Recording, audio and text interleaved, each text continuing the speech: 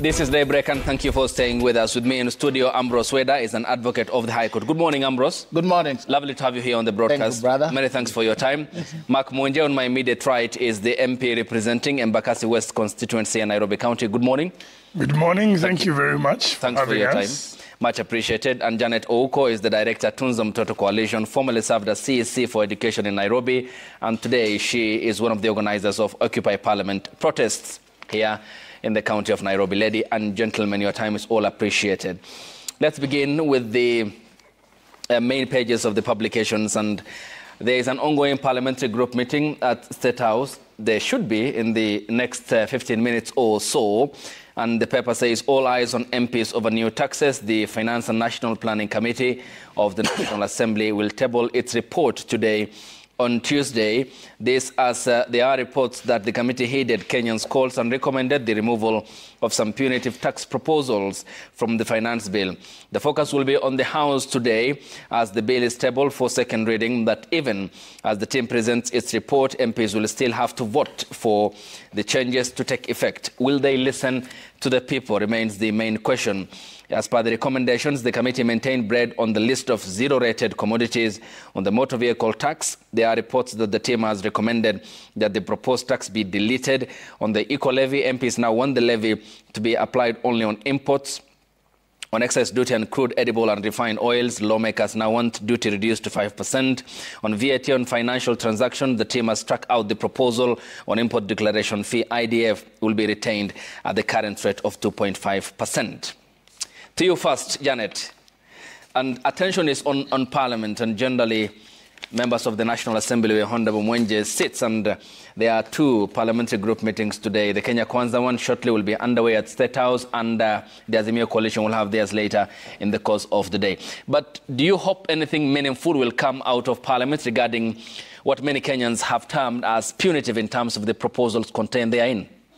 Thank you, Ayub. Today, Kenyans are hoping that the members of Parliament will exercise their power as given to them by the people. And I know that as we speak currently, even today, we are seeing that there is a PG meeting called by the ruling coalition. And if we go by what we saw last year when such a meeting was called, you remember it was a meeting where the president sort of read the Riot Act on members of Parliament and gave them orders that I am actually waiting to see who votes no against this bill. And he actually warned them of consequences. And we saw what happened. So I think this is a time where we are seeing a lot in terms of the independence of Parliament. Because members of Parliament, I do not know why they have not interpreted themselves as an independent arm of government. And as carriers of the will of the people. And I know the people have spoken very loud and clear. Even when they have not spoken on Twitter, even those that have not been on Twitter, I know members of Parliament, every member of Parliament, whether you come from the ruling coalition or you do not, your voters have told you in no uncertain terms that really times are hard for us. Times were put so hard for us in the previous year, and we are not seeing any other opportunity that you still continue to squeeze Kenyans. That has been agreed across board. All Kenyans, even those Kenyans that voted for this government, have expressed themselves, and they have told members of Parliament, really, please go slow on some of these taxes, because we have seen what happened to us in 2023. Businesses closed down, Ayub. There's a lot of misery. And you see, when you talk about businesses closing down, you're talking about joblessness. So that I am not understanding where the ruling coalition is coming from. Is the aim only to collect money? Or is the aim even trying to create a conducive environment for where we can gradually and progressively collect this much an ambitious budget that we want? But the kind of operation we are seeing is that one of collect money, collect money, collect money. And the conversation about how are we spending this money? Because Kenyans are feeling like it is just squeezing Kenyans to finance a very extravagant executive. We have seen belts, we have seen watches, we have seen people that were very humble means in about 2-3 years back. But now they're flashing money all over the place.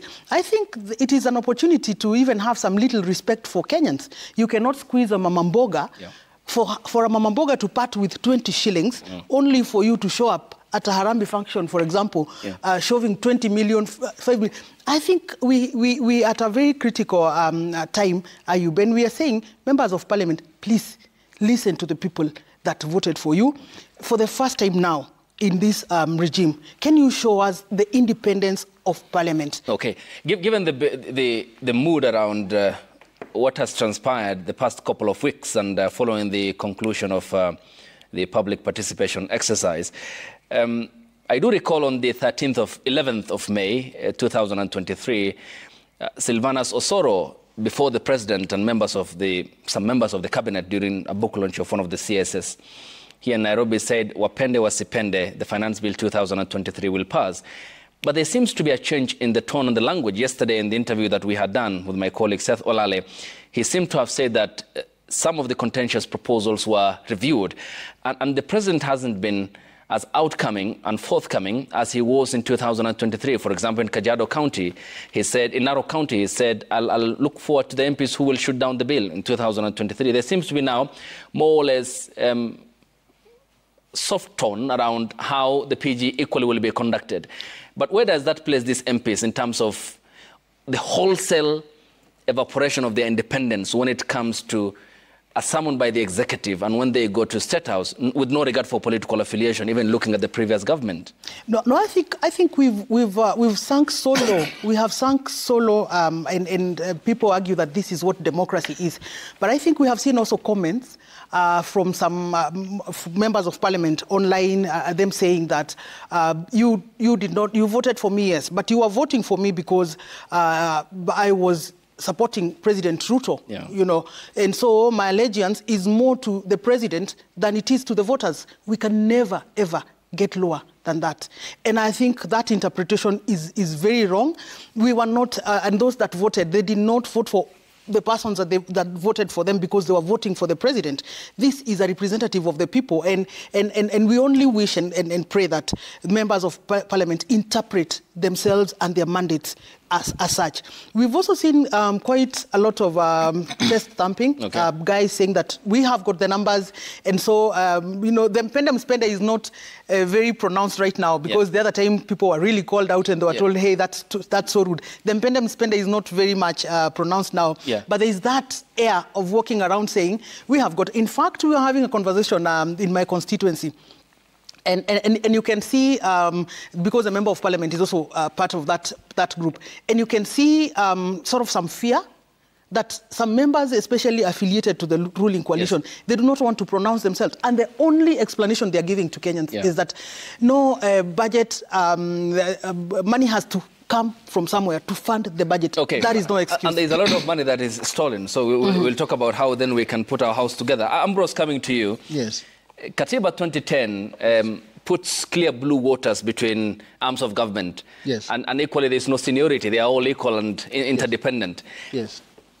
Parliament is coming to debate this report by the Finance and National Planning Committee starting today with already heavy baggage on its shoulders. Yes. I mean, public trust at an all-time low, and Kenyans who are no longer hopeful about the proceedings in Parliament and most times acrimonious. What's your expectation of how the members of the National Assembly will be debating such a critical bill that finances our budget? Thank you so much, Ayub. I expect the Member of Parliament representing me from Seme, Dr. James Nyekal. Yes. I expect my Member of Parliament representing me from Athi River, where I live when I'm down here, to look at three things. One, our desire is to have a taxless country where we just sleep and services are provided. That's what we want. And if we find that country even now, we go there. Me and you, I'll pay their ticket to Taenda.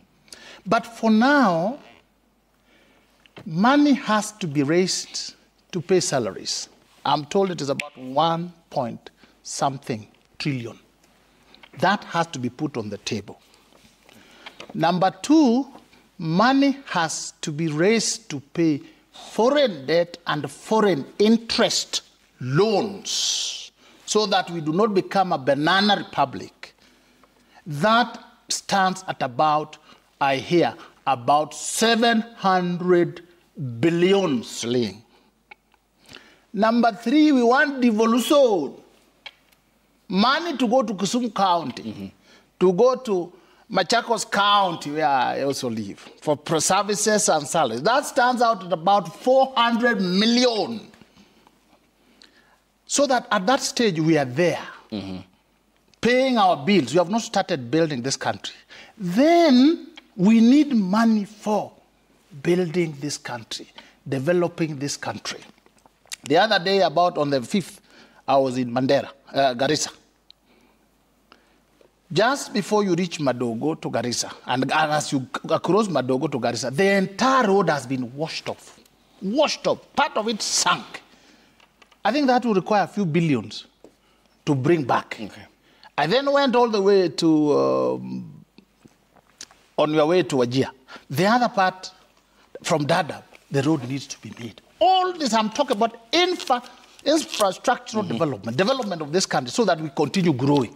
All this money has to be put on the table. Then they come and say, "Yo pesa tumeweka, so now we are fine." Now, that is a decision they have to sit as they look at the finance bill. And I think that's the decision sometimes President Ruto has to look at. Yeah. That is why an elected leader, the president, the deputy president, the MPs must say, do we approach it in a populistic manner? Okay. Or we approach it to develop our country. Hard choices. So when you hear people posturing here, oh, high taxes, oh, whatever, I tell you, Ayub, I went to the University of Nairobi to do law in 1989. If my father was then called upon to pay fees, I would not have done law. And I was doing law and I was being paid 10,000 per year. Boom. This was being funded by people who were paying tax then. Now, we have been called upon to pay taxes. Those who want million shilling like MP, million shilling free big car. Those who live well like my sister here, saloon, 10,000 shillings. Now, when it comes to tax, building this country, ensuring that the police protect you up to here, so that you can leave your car out, you can walk out. We say, we don't want it. Where do you think we are going to do to get money to build this country? Okay, and a few key points. First, getting government service for any Kenyan isn't a privilege, it's a right. So let's address two fundamental issues that you have raised. Yes. That is on the wage bill and debt. Yes. And between 2013, yes, the first government after we promulgated Katiba, yes, and 2022, when President Kenyatta left office, yes, his deputy William Ruto, now president, we accumulated a lot of debt. Correct, yes. And our wage bill to total revenue ratio at the moment is 48%. Correct. The recommended under by law is 35%. Yes. First, we are not living within our means because of the wage bill. You look at the total revenue, wage bill to the total revenue that we are raising. Yes. And then the second, because of the begging bowl culture since 2013, is why we are paying this foreign debt. Yes. So all these 2 points come up down to leadership. Yes. And it isn't Kenyans. Kenyans have been consistent with their tax payments. Yes. So is this a wholesale failure on the part of those who have been in leaders to address these glaring inconsistencies when it comes to our taxes and our revenues and proper management of the public resources? Ayub, when it comes to seminal presentations, when people are in seminars, they say, our wage bill should be 37% of the revenue. The government structure is leveraged on the Constitution, not what we think. And that Constitution has made specific requirements that re-engineers the country. 5%.